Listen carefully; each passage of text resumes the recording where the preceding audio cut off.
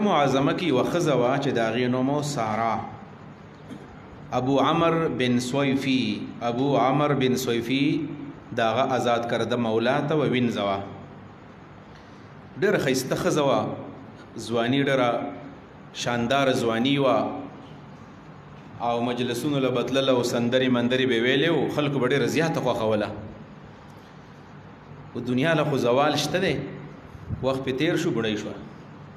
خو دا سندرغاړې مندرغاړې که ستاسو خیال یې دی په دې ځوانۍ کې ډېره غټه ویلې وي او ډېر غټ مقام یې، بیا چې کله بوډۍ شي نو ستاسو خیال یې بیا په دې فوټپاتونو باندې ناست دی، سوالونه کوي او صدر پاکستان ته وي زما سره تعاون وکړه، او کله وزیر اعظم ته وي زما سره تعاون وکړه، او بچي مې د قسم پرسۍ په حالت کې ساتم. او د پښتو ژبې دا سندرغاړی دا زرسانګې مرسانګې دلې چې کومې دي که نه، دا هم په دې هم اوس دا یوسف جان پروګرامات کوي. ما کتلي دي دا پروګرامات باقاعده تر باندې. دا یوسف جان چې کوم دی دا خیبر واچ والا، دا بسې ګرځي او چېرې دا پاکستان له ډېر لوی خدمتونه کړي، یعنې زموږ دا مشران ډېر بېلاري کړي دي، د هغې خدمتونه پاکستان له کړي دي، نو اوس ورله انعامات ورکوي. صدر پاکستان ته وایي دومره ګولډ میډل یې اخیستی دی او داسې ګډه شوې ده او داسې کړي دي او دا مجلسونه یې داسې آباد کړي.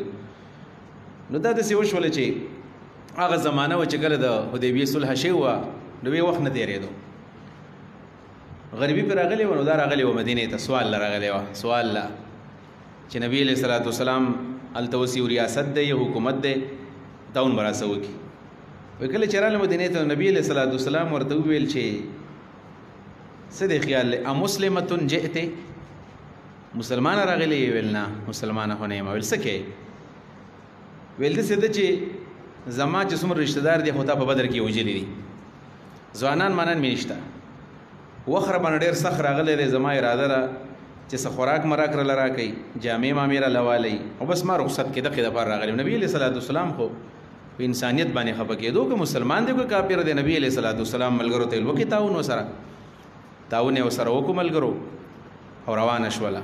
او خلک وایي که سل خوی نه نوري یو پکې د موري.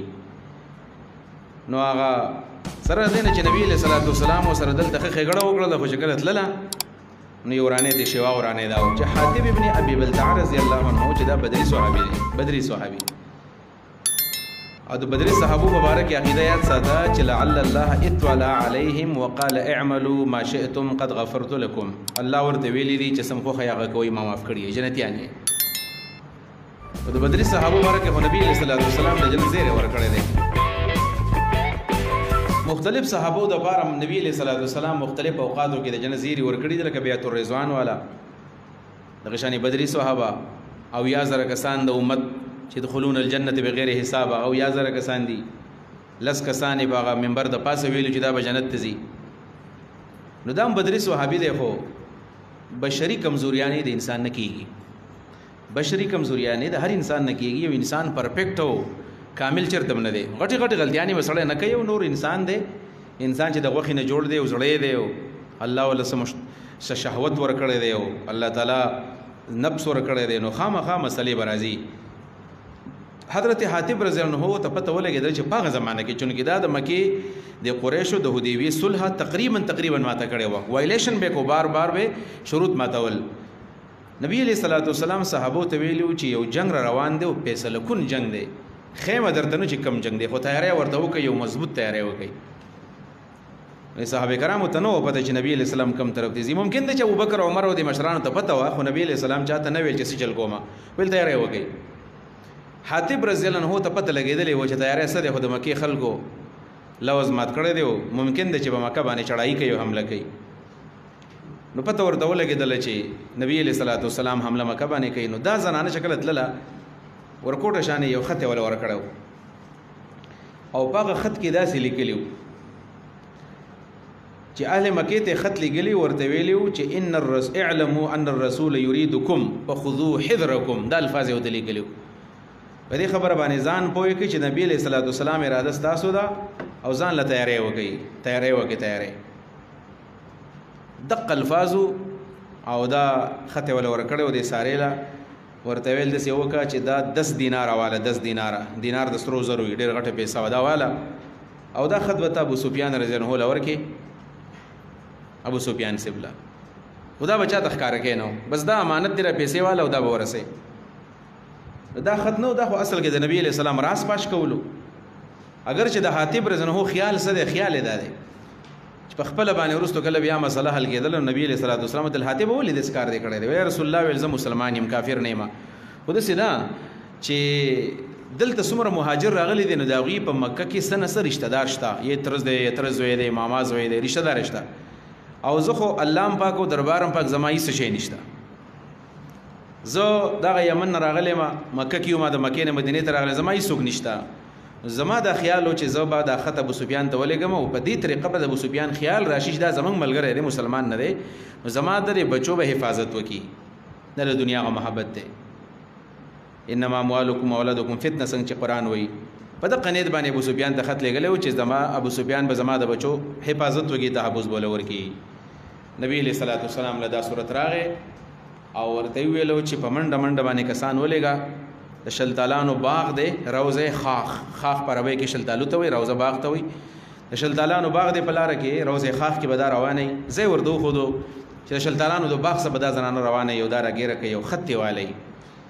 رسول الله صلی الله علیه وسلم حضرت علی، عمار او حضرت طلحه او زبیر، مقداد، مختلف ملګري دي، ویل تاسو لاړ شئ او په منډه منډه باندې دا زنانه ونیسئ او روضه خاخ کې وایي او دا خط یې راوړئ. دوی چې لاړل ویل خط راکا، هغې انکار وکړل خط زما څه نشته. ویل خط راکا، ځکه نبی علیہ السلام دروغ نه وایي، رسول الله را لېږلي و خط به راکوي. وایي هغې کلک قسم وکړو چې خط نشته. ویل حضرت علي ورته دمکي ورکړله چې خط راکا، ورنه لنجردنک، لغړوم دی، جامې در وباسم، جامې در وباسم، خط راکا. د دې ښځې چې کله دا واورېدل چې حضرت علي صاحب دی غوسه دی، جامې رانه وباسي، نو بس ویل ټیک ده، تاسو اخوا شئ. د دې ډمانو ښځو په دې ویښتو ډېره غټه خواري کوي، غټ غټې کونسۍ وې، دا ویښتو شاته د کوناټو ته رسېدل، دا ویښتو چې غټ کړي وو. ویل دا په دې ویښتو کې دا رابند کړی و دا خط، او دا دومره اوږده ویښته و چې دا یې بیا په دې بډه کې ښکته ورکړي وو، بیا بیا دا خپل لنګ داسې مضبوط کړی و. زه ویښتې راویستله و چې کولاو یې کړل، خط پکې دی و. نبي علیہ الصلوۃ والسلام له راوړو. کله چې نبي علیہ الصلوۃ والسلام خط وکتو، ویل حاتب راشه، ولې دا کار دی کړی دی؟